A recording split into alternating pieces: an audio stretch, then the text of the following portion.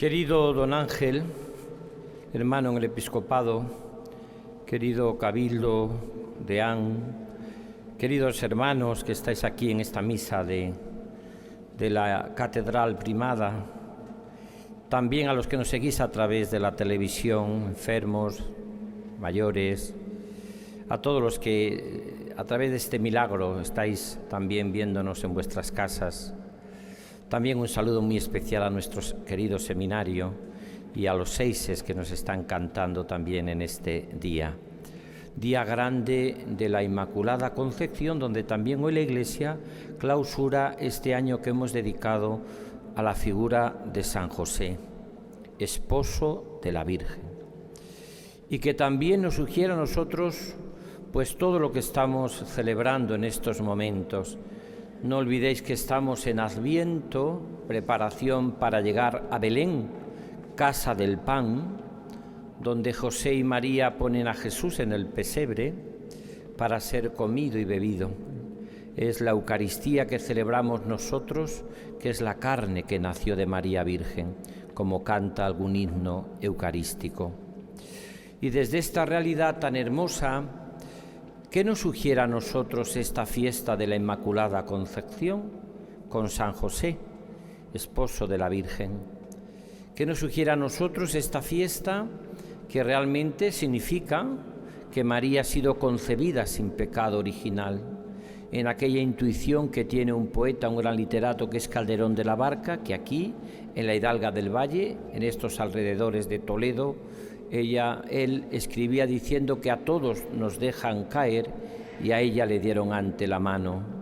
María no cayó, fue preservada verdaderamente y fue concebida llena de gracia, sin pecado original. La Iglesia lo ha cantado de millones de veces, como lo canta en la Hidalga del Valle Calderón de la Barca. Pero en el fondo no es más que este misterio maravilloso, precioso, de que, como dicen los santos padres, Dios quizás podía haber hecho una humanidad o una creación más hermosa, pero no podía haber hecho nada más grande que María. Podemos decir casi que en María se agota la imaginación de Dios. Quizás porque todos nosotros, ninguno hemos elegido a nuestra madre, sin embargo, la Virgen ha sido elegida como madre. La Virgen realmente la eligió el Padre para que fuese la madre de su Hijo amado.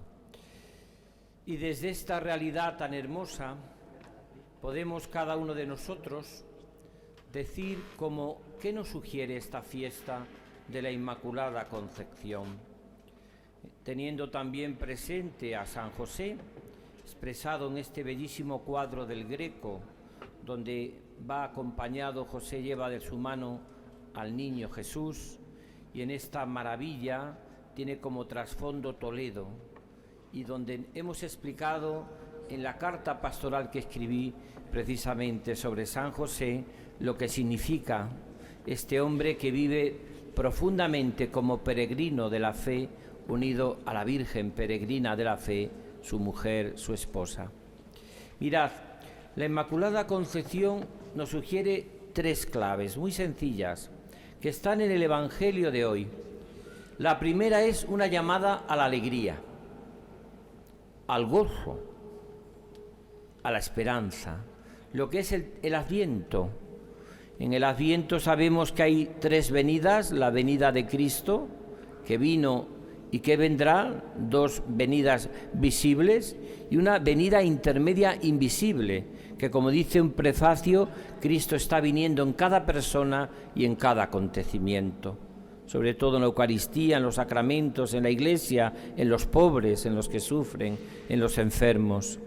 Pero también habla que el Adviento son tres protagonistas: los profetas, que todos la anunciaron; Juan Bautista, gran protagonista del Adviento, que lo proclama próximo y señala después entre los hombres; pero la gran protagonista del Adviento es la Inmaculada, que le esperó con inefable amor de madre. Por eso es una llamada a la alegría, que decía en este primer punto. Es lo que le dice el arcángel Gabriel a María: alégrate. Siempre recuerdo, leyendo la vida de Chesterton, cuando él se hace católico, pasa en su vida a vivir la fe católica, recuerdo que él le tiraba mucho para atrás, que le habían como transmitido que el cristianismo, que el catolicismo era una religión triste, pesimista, que casi que no creía que el hombre era capaz de Dios, todo lo contrario de lo que dice el catecismo de la Iglesia Católica y lo que hoy estamos celebrando en María, ¿no? Y dice que le impresionó muchísimo cuando tuvo que visitar tantos lugares de España y de Italia, donde todas las fiestas y toda la alegría estaba basada en las fiestas cristianas. Vamos a celebrar dentro de poco la Navidad. No existe más alegría, ni más gozo que verdaderamente esta realidad tan hermosa de saber verdaderamente que el cristianismo es la religión de la alegría. Y él llega a esta conclusión hermosísima. El cristianismo no es la religión del aguafiesta, sino es la fiesta de la vida. Y esto nos sugiere preciosamente en estos momentos lo que le dice el ángel a María: alégrate. Tenemos tantos motivos para la alegría. Recuerdo que una vez la Madre Teresa de Calcuta le escribió una carta a una persona muy amiga mía y le decía esto: por muchas que sean tus tristezas, existe una alegría que nadie te podrá jamás arrebatar. La alegría de que Cristo está vivo, de que Cristo te ama, de que Cristo está con nosotros, no contra nosotros. Aquello que pusieron los jóvenes polacos, sobre todo en alguno de los muros de Berlín: Dios no está contra nosotros, sino con nosotros. Aunque estemos viviendo situaciones complicadas, difíciles, Dios nunca está contra nosotros, siempre está con nosotros. Y este es el motivo de alegría, ese es el Emmanuel que van a hacer en la Navidad, el Dios con nosotros. Segundo, no temas, María. La fiesta de la Inmaculada hace que expulsemos todo temor y todo miedo de nuestra vida. Lo repito mucho, todos tenemos miedo. El mismo Jesús, en la oración de Getsemaní, experimenta en su corazón el miedo. Padre, si es posible que pase de mí este cáliz, pero no se haga mi voluntad sino la tuya. Hermanos, tener miedo es del común de mártires de toda la humanidad. Quien dice que no tenga miedo es un mentiroso, como quien dice que no ha pecado es un mentiroso. Quien no tiene miedo a una operación delicada, a una mala noticia, a un coger el avión. Hay tantos lugares y momentos que tenemos miedo. Y el miedo se atraviesa cuando tenemos esta promesa que tiene María y sobre todo cuando realmente nos ponemos en manos del Señor con una infinita confianza. Como dice preciosamente el Salmo del Buen Pastor: aunque camine por cañadas oscuras, nada temo porque tú vas conmigo, tu vara y tu cayado me sosiegan. Atravesemos el miedo. Incluso en los momentos que estamos viviendo de pandemia, de dificultad, aunque parezca que a nuestra humanidad le cuesta encontrar el presente y el futuro, sabemos de quién nos hemos fiado, dice San Pablo, y estamos persuadidos de que el Señor llevará a buen término la obra que empezó en nosotros. En estos momentos de dificultades, hacer un acto de confianza en la fuerza, el poder y la bondad de Dios. En este sentido es lo que hace María. La Virgen pregunta, porque es propio del hombre preguntarse. Y es bueno preguntarse, es bueno preguntar. Y María pregunta: ¿cómo será eso? Pues no conozco a varón. Ella sabía totalmente y tenía la convicción de que Dios actuaba en la historia y en la humanidad. Ella vivía con una profunda confianza. Pero ella sabe, como nosotros, que tenemos que atravesar el miedo, como lo atraviesa precisamente San José.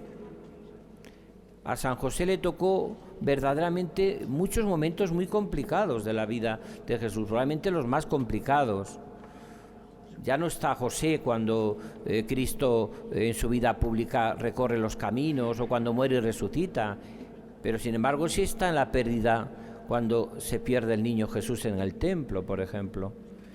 Y José llega a sentir ese miedo que a veces forma parte de nuestra vida, de creer que no hemos cumplido con nuestra misión. Cuando se pierde el niño, José y María pensarían: qué mal lo hemos cuidado, qué hemos hecho para que no se nos haya perdido, ¿no? Y sin embargo atraviesan el miedo con esa confianza de que Dios a veces o siempre nos llama, nos implica, nos complica a veces, pero siempre nos simplifica al final la vida. Sabemos de quién nos hemos fiado y hay que atravesar ese miedo como lo atraviesan la Inmaculada y San José. Y por último, y termino, ¿dónde estaba la clave en estos momentos de la Inmaculada? ¿Qué nos sugiere a nosotros? La alegría, el no tener miedo, pero sobre todo la Inmaculada nos sugiere creer en el Dios de lo imposible. Para Dios nada es imposible. Cuando yo cumplí 25 años de sacerdote, todavía no era obispo, recuerdo que escribí un librito en que luego lo presenté en los agustinos, porque estaba allí dando clases de teología en Valladolid. Recuerdo que lo titulé El Dios de lo imposible. Y alguien que lo presentaba dijo, es que no existe más que ese Dios, el Dios de lo imposible. La Inmaculada nos sugiere que para Dios nada es imposible, pero tu propia vida y la mía y la de toda la humanidad y de la Iglesia, creemos en el Dios de lo imposible. Para Dios nada es imposible. Y eso es lo que significa la Inmaculada Concepción, que la Iglesia no ha sabido cómo expresarlo y la llama en el prefacio purísima tenía que ser, la sin mancha, que es un poco la fe que vive San José. Por eso San José le toca el papel de custodiar, custodia a Jesús, custodia a su esposa, custodia, por supuesto, la Sagrada Familia, que forman parte, custodia también de vírgenes, custodia de nuestros seminarios. San José custodia siempre, es la sombra del Padre, o como dice un libro también bellísimo que acaba de salir de Lepori, un autor italiano, al cual tuve la suerte de estar toda una tarde con él, porque es el abad de los cistercienses del mundo, es el general, y vino a visitar los monasterios cistercienses en Talavera y estuve toda una tarde rezando con las monjas allí las vísperas. Lepori ha escrito un libro precioso, San José, el eco del Padre, no la sombra del Padre, que ya escribió Dobransky, que cita incluso el Papa Francisco cuando saca todo este camino del año de San José. Y dice Lepori algo bellísimo, ¿no?, sobre este tema. A San José le tocan los momentos más complicados y difíciles, pero sabe que la custodia solo se hace desde el silencio. Hay gente que para guardar secretos o para guardar ese secreto tiene que vivir en silencio. Para San José su silencio fue su secreto, su gran secreto, porque llevaba dentro de su corazón ese custodiar a lo que el Señor le había encomendado y sin lugar a duda lo hizo con un sobresaliente.